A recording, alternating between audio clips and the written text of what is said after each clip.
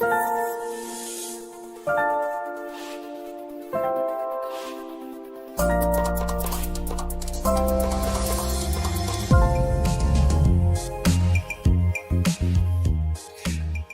I'm Dr. Harry Jackson, and this is Education Matters, a show dedicated to the empowerment, engagement, and exposure of educational issues of concern to you, the parent, regards to education of our children. Today, we have a special episode. We're going to be dedicated, in a sense, to Black excellence. We've got two congressional candidates, both in Virginia and in Maryland. We have with us on the show, Mr. Berney Flowers and Mr. Paul Lott. Welcome, gentlemen. Thank you. Thank you.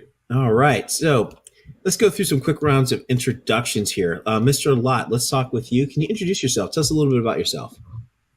Well, my name is Paul Lott. I've been an education activist for about 30 years, former CEO of an ed tech firm. Really got into this race because of kind of the failed policies in education. And I think that in terms of that there are real solutions out there. I am in this race to win it, and I do believe that we can solve a lot of the problems, particularly when it comes to underperforming and Black students. Oh, thank you, Mr. Flowers. For those of you who don't know, Mr. Berney Flowers and I actually served together at U.S. Cyber Command. So, Berney, welcome. It's been a while. All right, quick introduction, sir. Sir, thank you for having me. Harry, thank you for remembering me. We worked together a long time ago, and we've just, we've always had the same values. But my situation is I'm a longtime military officer, 21 years in the United States Air Force, deployed everywhere.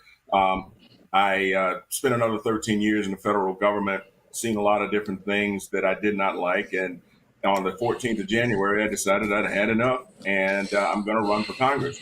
I saw Paul speak a while back ago.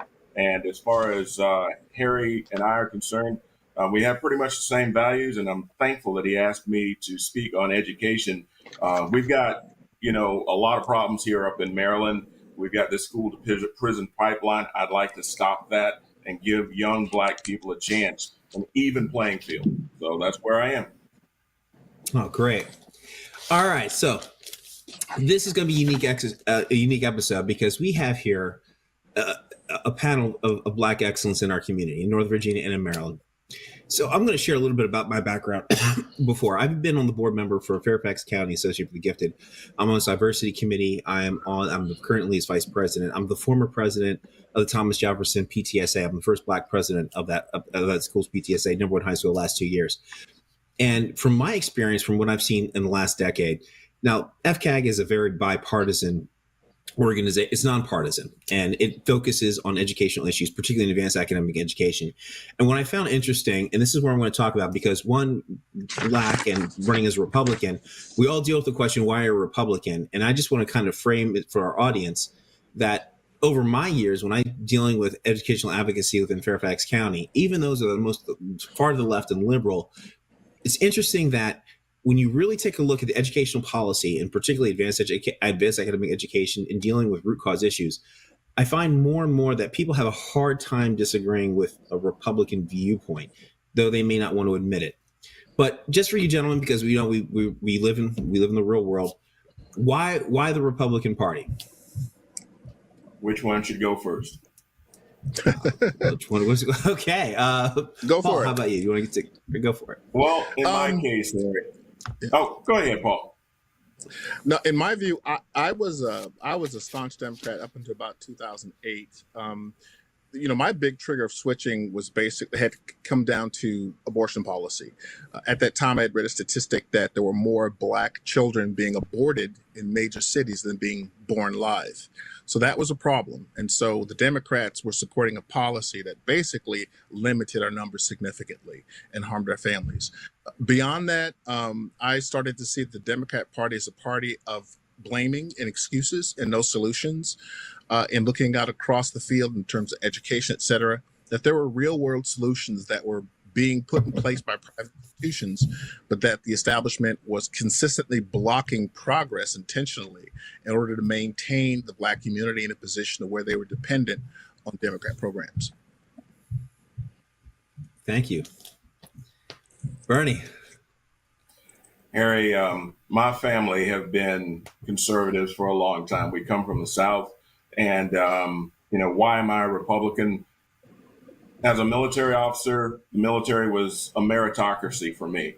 I could see that the effort that I put in as far as a military officer, as being a military officer, resulted in a successful career for me. And I wanted that for everyone else. And as Paul kind of alluded to, the Democratic Party seems to be the party of the victim. And it goes back to the Lyndon Johnson Great Society programs, taking the man out of the household, and the damage has been done. And now we've got the Black community literally divided against each other, men versus women, and a lot of kids that don't even know their fathers. And to me, that was a social engineering project from people who do not like the Black community. Although they say this, they give us money, the government has become the father in the household. And to me, that is unacceptable, and that is why I am a Republican. Well said. I've already made it well known how I became across this journey as a parent within Fairfax County when I saw the pedagogy of CRT creeping into the classroom. Wow. Okay, so let's go on to it. Now we've established that, so we can be invited back to our cookouts now. All right. So let's talk about. Yeah, sometimes, right? It's it's a work in progress, right? But it takes people to come forward like ourselves and say, hey, there really is an issue here. These are the issues. This is how it's harming you. This is how it's harming the community, and we need to do something about it. We need to save ourselves. We really do. Let's talk about some of the issues in the African American community. Berney, I'd like to start with you. What are some of the issues that have happened in Baltimore with the educational system and its societal impact? Well, to me, we have literally the highest expenditure per student in the nation. We're spending $18,000 per year in the Baltimore City school system per pupil. And with that said, we're not getting a result that is commensurate with the money that we're spending. We've got what we call up here a school to prison pipeline. Young Black boys are going to school. They're graduating from high school as functional illiterates, and without being able to get a job because they can't read and they can't write and they can't do math, then they have no choice but to turn to the crime system. And before you know it, they're part of the criminal system. They spend a few years in jail and they're totally unemployable. That takes away a taxpayer, that takes away a potential father, and it raises our crime level. So with that said, if we could focus on education, make things a little bit more fair, spend a little less money. I'm a big believer in charter schools, private schools, that sort of thing, school choice. And the current establishment doesn't believe in school choice. And I think that is not serving us fairly here in Baltimore. And that has to do with the crime rate. It has to do with the dissolution of the American Black family, the weakening of the Black man. I could go on and on and on. But the issue is that education is where it all starts, and we're not doing a good job with that. We're not spending our money well. I'd like to pull at that a little more. We talk about the lack of school choice and what's going on in Baltimore. You have Patterson High School. You're talking about per pupil. I believe that Baltimore spends about over $18,000 per student. At Patterson High School, it was released at their graduating high school class, a class of about 498 students, only 12 were at grade reading level. That they have a lot of students that are at the kindergarten, first and second grade reading level. Yeah. That is not preparing a student for the workforce, and that is contributing to the school to prison pipeline. And let's talk about and to identify a specific Democratic policy that led to that, which is minimal grade, where they only allow the minimum grade that a teacher can award a student is 50%. And we can also lead into the next layer, because this is Education Matters. They deal with lack of doing away with ability grouping, where they're trying to have the smart students teach the younger students. But let's talk about the minimal grade level. When you have that system set up where you have a student that can take pass one or two assignments, they get past the class, they get socially promoted, and then they graduate from the school, and then we're dealing with course quality. Now let's talk about course quality. Thing is just terrible, because again, you're putting these kids out there with no tools, and the sad thing is, everybody doesn't have to have a PhD like you. There's kids, if you could just teach them how to read, they could go to the community colleges, and let's say a welder with 1 year in an experienced welder with 1 year in can make over $100,000 a year. But those schools, the welding programs, the community colleges can't even take these kids because they can't read. So you can't teach a person who's 18 years old and can't read. So again, I agree with everything you said. I didn't mean to cut you off, but I get excited about this because these are our people, and years from now, they won't be able to support themselves. They won't be able to enjoy the American dream like we have. Thank you. So this is truly sincere effort. Oh, go ahead, Paul. Go ahead, Paul. Yeah, I think that the issue is a bit more systemic than that. I always talk about the 4 pillars of education: standard, lesson plan, curricula, and assessment. Right? State puts out the standard, and the assessment is supposed to reflect the understanding of that material. What happens across the country is, those two bookends are at the state level. In between, we leave it to the local level to create the lesson plans and to deal with the curricula, what's being taught in the classrooms, et cetera, et cetera. There's a misalignment between what is taking place in the classroom as opposed to what should be taking place in the classroom. There's this loud, voice pushing back on standardized testing, but the reason for standardized testing is to have an objective way to measure whether or not the state standards are being met. We have kids that can get better letter grades but can't pass assessments, which means that they're not being taught what they're supposed to be taught in the classroom. And with that disjointing, with that disconnection, you can't traverse that path to show results. I think also a big issue that's part of it is that when it comes to how children learn, the only way to produce a better school is to produce a better student. And the children of college graduates, et cetera, they have the soft skills in terms of how to teach, how to learn. All learning is self-learning. The school is just a facilitator in terms of how people teach themselves to learn. We've forgotten that. We're telling our kids that if they sit in the classroom and go through the material, that's what an education is. The actual education is the process of self-teaching, and all teaching is self-teaching. We don't tell Black kids that. We tell them that they can go into a classroom and they can passively absorb information as long as the school is presenting the information, and that's not true. And I'll give you an example. When I was in college, I came back for Christmas, and I said I was extolling how wonderful my Harvard professors were, and my mother only went to the 8th grade. She said, and I said, what do you mean by that? She goes, well, it's easy to put a bunch of smart kids who are already self-learners in a classroom and get them to perform. It's hard when you have a bunch of kids that don't know how to learn and you put them in the classroom, and there's no amount of teaching that's going to change that. I think that in the Black community, we need to start from step one, and step one is building a better student. There needs to be part of the curricula, an emphasis on teaching kids how to learn and to let them know that they're not going to get the education that the system gives them. They're going to get the education that they take. Education is a personal responsibility. It takes hard work and it takes effort. And in the Black community, we're not being told that. We're being told that if we just stand there and absorb things, it's just going to happen. And when that doesn't take place and these kids are disappointed, they don't focus on school.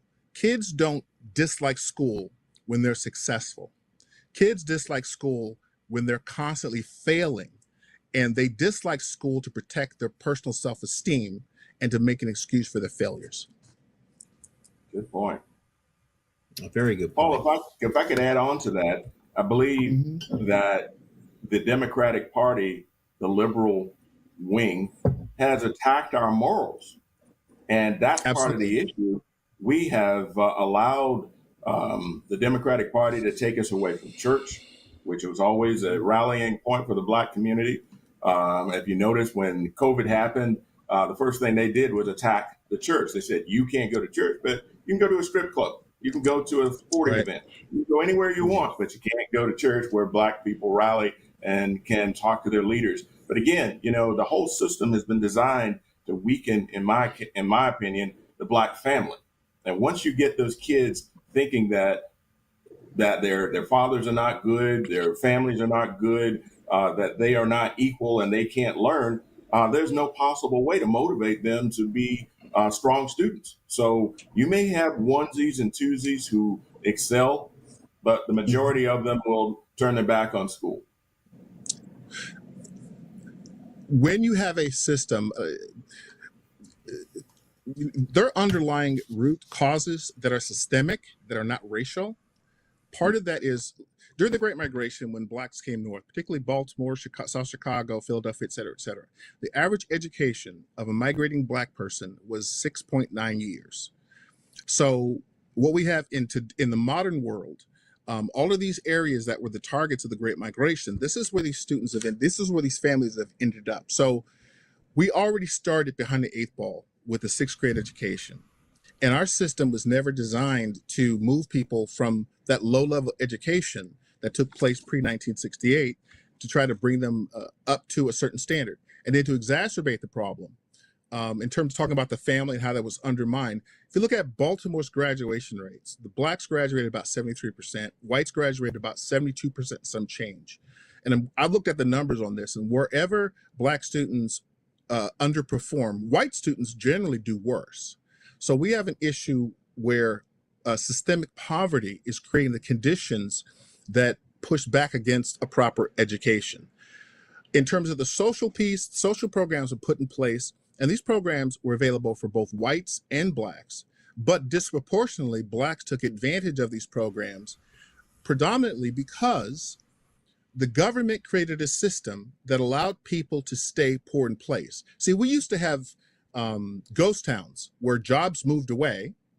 And when those jobs moved away, people moved to where the jobs were, right? 90% of blacks lived in the South after Reconstruction. 47% of blacks moved north to cities like Baltimore by 1968. They moved to these cities and the education issue was never systemically dealt with. And so what people don't realize is from about 1920 to 1972, in terms of our immigration policy, our borders were pretty much closed. And so our borders were closed and we didn't have a globalist philosophy. The black rise out of poverty was heavily dependent on industrial and manufacturing jobs. When we changed our policies and allowed for globalization, those manufacturing jobs moved from Baltimore, Chicago, Philadelphia, Pittsburgh, Boston. And this undereducated population that had been clustered together during segregation lost their ability to make an income. All of the cities that are predominantly black were the places where blacks were most lifted out of poverty until the 1970s. Now it's flipped, where our poorest population are at exactly the places that lifted most of us out of poverty. We're at 55% in 1959. We're at 20% now. Now that's a great reduction, but between 1959 and 1968, poverty fell 20% in the black community due to manufacturing jobs. When you have a low educated population and you take out those manual jobs, you have a problem. And that's what's going on. And I think that systemically, we have to look at manufacturing jobs. You talked about trade jobs. We have to look at trade jobs and manufacturing, but not just there. We have to realize something. Those jobs are not likely to return to those parts to these cities. And our government pays people to stay poor in place. I can get a job as a plumber, but as long as my family is receiving subsidies to stay in the same place where they don't need plumbers, I'm going to have poverty. We have to have a policy in place that allows people not just to be trained, but to be relocated to where the jobs are. The black community is clustered into places where jobs will not be returning in significant numbers because there's too high of a bar in low education and high crime. And you don't get manufacturings wanting to move into communities with low education and high crime. Agreed. Okay, 100%. so let's talk about, we agree. Thank you, Paul. So we talk about like course quality, the poor quality of education, how it's really has creating the problems. I mean, Berney, would you like to comment what Paul just said? Well, I'd like to go back to this whole idea of globalization because, and if you don't mind, I know this is an education program, but it all kind of comes together. Absolutely. Back to Lyndon Baines Johnson, which is a bugaboo for me. All the Democrats, specifically Bill Clinton, they basically gave our manufacturing away, and it ate at the fabric of the Black community, because a lot of Black people were, the lower educated workers. And as I said before, well, Harry, my last job was in the Department of Homeland Security. I was privy to Mr. Biden's gutting of the Customs and Border Patrol. So we got 3,000 people coming across the border literally every day. It's up in the millions now since he's taken over our office. And with that said, let's say about 500,000. But the idea is he is constantly, if you don't notice, bringing people in to the lower economic sphere of our country. And those people, be they the Afghans, the folks coming in across the southern border, the Haitians, now we're talking Ukrainians, those jobs are being taken by those folks, and it's affecting the Black community, and it's just making us poorer and poorer and poorer. And it's driving down the ability of our families to support our children. And people are angry, but they don't understand that if they keep voting for the Democratic establishment, they're going to get more of the same. And there's some sort of thought process where the Republicans get to be the bad old guys. Well, I just believe in things being a meritocracy. I grew up in a place where grew up in the poorest county in the entire state of North Carolina. It still is. And people made their money from manufacturing. And we didn't all have to be PhDs, master's degree, whatever, but our country made sure jobs were available for us. And now those jobs that you can get right out of high school are not available for us. And we're, as Black families, at the low end of the totem pole. So like you were alluding to, like Paul was alluding to, people don't want to move with the jobs. And how we met, you and I, Harry, was when I was in Texas and I had retired from the United States military. The jobs were at Fort Meade. So I moved my family. A lot of people don't have that kind of wherewithal or the thoughts, but that's what I did. You have to move to where the job is. And if you don't do that, you're going to make yourself poor. Thank you. All right.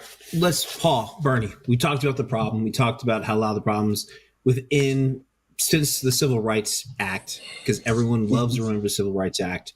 When Lyndon Johnson, with his famous quote, he'll have us voting for him. Exactly. He said, I'll have them. Exactly. Voting for me for the next 200 years. And that's exactly how they treat us. And they act like they own our vote. So let's talk about, Paul, we're going to transition to you. We talked about the problem. We talked about how Democratic policies are exacerbating the problem, and just really how they've gotten really comfortable.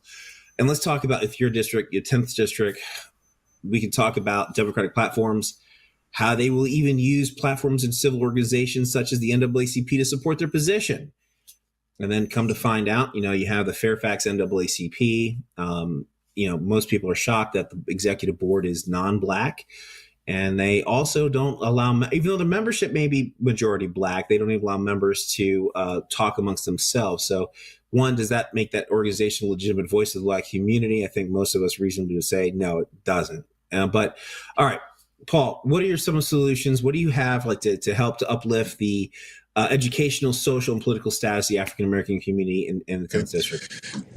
So the reason why the Black community, the reason why the 10th district has been a target for the NAACP and the race baiters, et cetera, is because in the 10th congressional district, Blacks are doing better than Blacks in most other parts of the country. If you look at Loudoun County School District, graduation rate differential is about 2%, a little less than 2%, 1.9%. If we look at Prince Williams County, which is a majority minority school district, they do not reflect the same kind of underperformance that we find in other majority minority communities. So I believe that the reason why this has become so critical to invade this district is this district and its successes stand out as an exception, saying we don't need race-based education to do improvements. What we need is academic rigor, and that when we have academic rigor, minorities tend to perform. And if you look at the school districts within the 10th congressional district, all All of the districts have a differential graduation rate between blacks and whites of less than 2.5%. And that stands in the face of the entire Democrat argument that we're victims. It shows that when we are in good schools, in safe communities, that we perform well. But we've been impacted by COVID and by other things because there's still this differential when it comes to families. I don't know if you've heard. Paul, I would like to. Yeah. I'm sorry. You mentioned that blacks do well when they are in good communities and around safe schools, and so let's talk about specific to like Fairfax, because we talk about TJ admissions, where the entire focus of that admissions policy was we're only going to focus on the southeastern portion of the county, completely ignoring that most of the black community in Fairfax County is affluent. In fact, 60% are not low income. We are spread throughout the county. So why are you having TJ admissions as focusing on, it's unfortunate to say only going for our cousins, and just, and saying, hey, even though we recognize, the school board recognizes that we have enough black and brown children in the advanced academic pipeline to fill an entire freshman class at TJ, why would you exclude them from admissions for the class of 2025? I just wanted to bring that up because I think that was a pertinent example. Because I think that the Democrat agenda needs the ability to take credit for something. I went out and I tried to find studies where race-based education increased academic performance. And I couldn't find anything. Wherever they implement SEL, CRT, et cetera, and they try to say that this race-based education has had a positive result, you'll find that it always accompanies another program that is about academic rigor. And so they claim that the race-based pieces are what are increasing performance, when in fact, it is the rigor that is increasing performance. They need this district. They want to be able to point to this district, point to the African Americans in this community, and they want to say that these race-based initiatives are what caused success among these blacks. Now, I went back through to 2008 and pulled out all the statistics statewide with regards to academic performance. I did a presentation to the Racial and Social Justice Commission of Prince William County, and I showed in the data that the progress of the black community predated the implementation of any of these race-based programs. In fact, if you look at the commission's report that came out, they mirrored my findings, and they said that they could find no bias in the system that was negatively affecting academic performance. So the numbers don't bear it out. However, if you can get these programs implemented in Fairfax, in Prince William, in Loudoun, then they can go back on a national stage and they can make the claim, see, it works. What they don't want to tell you is that academic rigor. I want to just a quick interjection, Paul.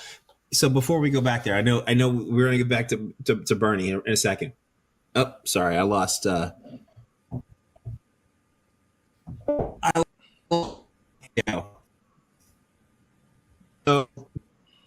we're 10. And I wanted to kind of pull that thread. So that's kind of where I'm coming from, in terms of why they're here, what they're looking to do, and why it's important that they put these programs in place here. Because there was one study by Stanford University in 2016 that actually talked about and tried to measure the effects of race-based education and their effects. And the outcome of the study is that they had no evidence that race-based education actually works, but the recommendation of the study was to keep trying to see if it works. Okay, Paul. Before we go to transition back to Berney here about. Yeah, can you hear me now? Testing 1, 2, 3. I can hear you. Can you? Can't hear you yet, Harry. Can't hear me. Okay, so I was trying to jump into the conversation. All right, there we go. Okay, so Paul, before we go back in, and I want to give Mr. Flowers time as well to talk about what's going on in Baltimore. But what you talked about with the Democratic issue on how race-based admissions or criteria, they think it's helping the black community. Let's be specific. Let's call out what's going on in Loudoun County. Academy of Science, Academy of Engineering, they said that they found evidence of a racial bias in admissions to those schools, those two elite institutions. They actually gave office space to the Loudoun County NAACP, which, again, I mentioned before, they're not representative of the black community. It's mostly the white woke community. But when they changed admissions policies, did the black enrollment increase? It did not. who were the primary beneficiaries of not only admissions to Loudoun Academy of Science and Engineering, but also St. Thomas Jefferson High School? It was primarily the white community. And this is where they start adding in criteria for holistic evaluation, including extracurricular activities that benefit two-parent households, which we've seen from Democratic policies. Berney had mentioned before, it really kicked the father out of the household. And now you have a situation where they're trying to say, we're trying to help you. And then we're basically setting up criteria where basically more white kids get into these elite institutions. All right. Berney, how are you doing? I know that was a long time. Let's talk about you. How you're running in your district, Baltimore. I mean, we've seen The Wire. I mean, we've got to save ourselves. I mean, let's talk about your approach. How's it going to uplift the educational, political, and social status of the African American community in the Baltimore 2nd District? I got a different approach. And first of all, we've seen The Wire. Yeah, it's pretty bad in Baltimore, but my district is Eastern Baltimore County, and also Northern Anne Arundel County, which is majority white, a lot of NSA people, a lot of military people, a lot of federal people there. Financially, they're doing very, very well. But the whole issue is this woke CRT thing it's like, to me, literally some sort of communist plot to weaken the Black community, make people think that we're being mistreated, turn everyone into victims, and just, waste a bunch of time. And again, my big issue is lack of education leads to crime. Crime leads to unhappiness in the community. And I'm just trying to make things happen in a positive way. Now, one thing that I don't know if you guys are aware of, you spoke of Patterson High School. Well, there's actually a gentleman by the name of Giovanni Patterson, who happens to be a good friend of mine. They have a federal lawsuit in place against the city of Baltimore and the city of Baltimore schools. This is unprecedented because what they're talking about is the idea that the outcome for Black kids, for African American students, is absolutely unacceptable, and nobody's looked at that. We've got a lot of statistics like what Paul has, but the bottom line is everyone can see that Baltimore is portions of Baltimore. People are living like they're in the third world. I was driving through there last week at 10 o'clock at night, just wandering through the district for coming back from a political meeting, and I'm seeing tents outside. It was 22 degrees. Well, probably 25 degrees outside, 10 o'clock at night, and majority people were begging me for money. What have we done to our economy? What have we done to our school districts when we've got people out willing to beg for money at that time of night? And, it's just bad. It's just bad all the way around. I attribute it to the school board. They are not, doing a good job of taking care of the rank and file African American in Baltimore, and the kids are just basically running wild. And as far as the statistics are concerned, again, when we've got kids graduating, 70% or 70% of the Black boys can't read, and we're continuing passing them through the pipeline, and then the school board is pushing all this CRT thing, making people feel that they're less than. It's not helping us at all. So, but again, Baltimore is not my whole district. I've got Northern Anne Arundel County, where Blacks are doing very, very well. Again, two-parent families, just like where you guys are in Loudoun County, people with federal jobs, and the military-industrial complex, which is part of the problem. But the bottom line is people are eating, people are educating their kids, they're sending them off to great schools, and that's fine. But we can't forget about the least of us. And that's what inspired me to do what I'm doing. Mm-hmm. It's a good point there that, I mentioned it before down in Fairfax, that you have members like that. The Black community is a diverse community. We have a lot we very much so. We do have Black excellence as we have here on the show. But for some reason, you just seem to hyper focus on the left that they think that we need to have race-based education, and they only think of the impoverished portions of a community from policies that they create, that are there because of policies they created and are perpetuated by that.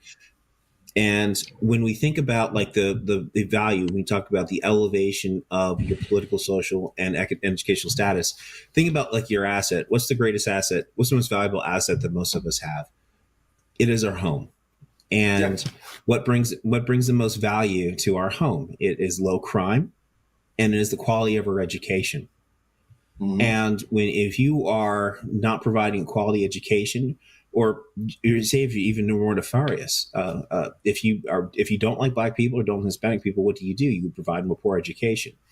And who's empowering these educational systems within these urban areas? It's not Republicans, and they haven't been for some time. So I mean that's something to consider for those of you that are watching this.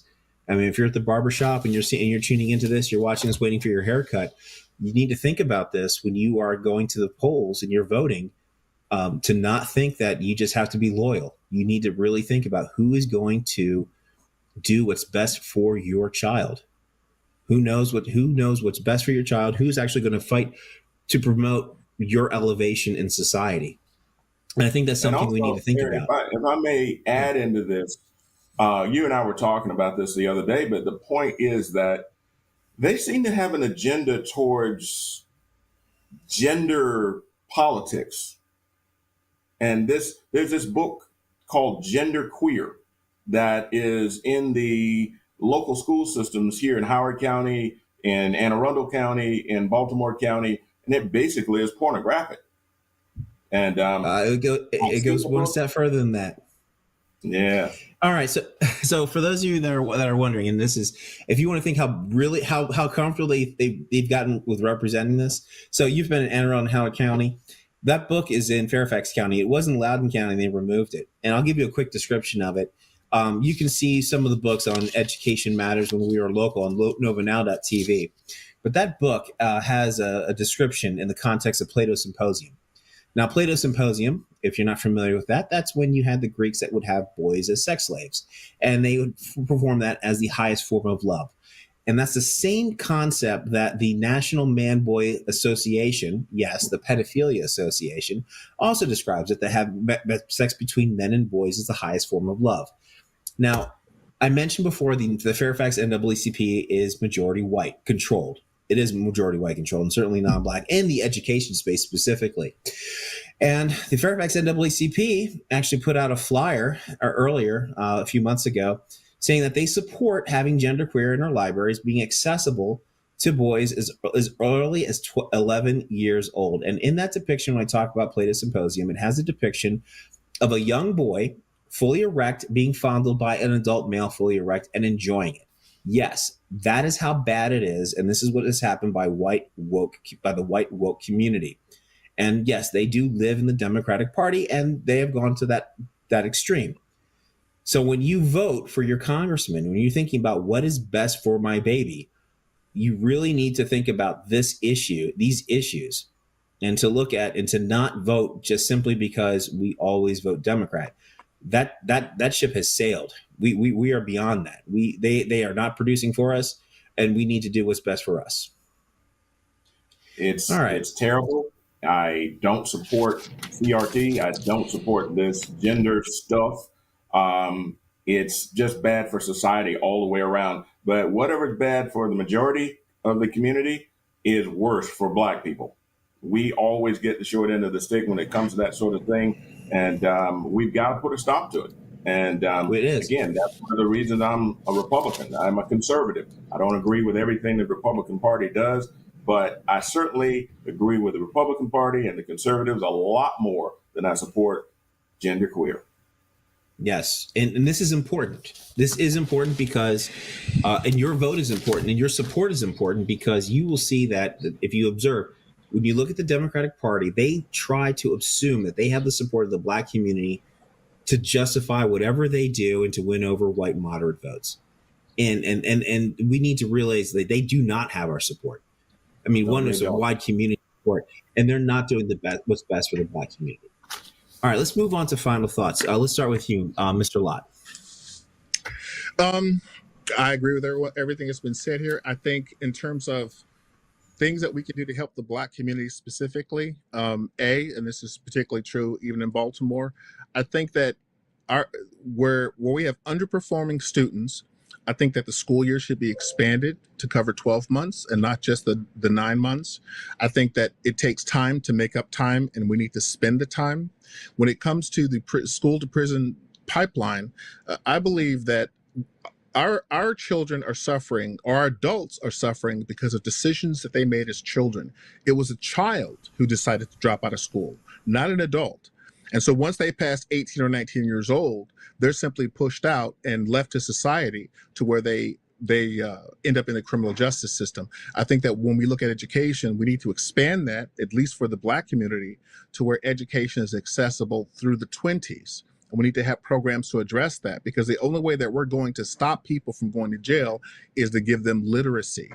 I think that for those who are incarcerated, I think that in Virginia, only 40% of our prisons have education programs in place in the prisons. But we know from the numbers that if someone graduates with a high school diploma, gets a high school diploma while in prison, recidivism is cut in half. If they get a bachelor's degree while in prison, recidivism goes down to about 15%. If they get an even more advanced degree while in prison, the number statistically is that no one returns. I think it was 1 in like 10 years I could find. And so we have ways of dealing with these problems. It costs about $31,000 to incarcerate someone. It takes about $15,000 a year to educate them. I think that we need to put money towards education in prison, and that will start to break that pipeline, because the education is going to be the answer. It just can't be K-12. It has to be systemic as adults. We have to be able to have a system in place to allow our people to continue to learn beyond graduation and to be able to mitigate the failures of our public school system. Wow. Excellent. Mr. Flowers.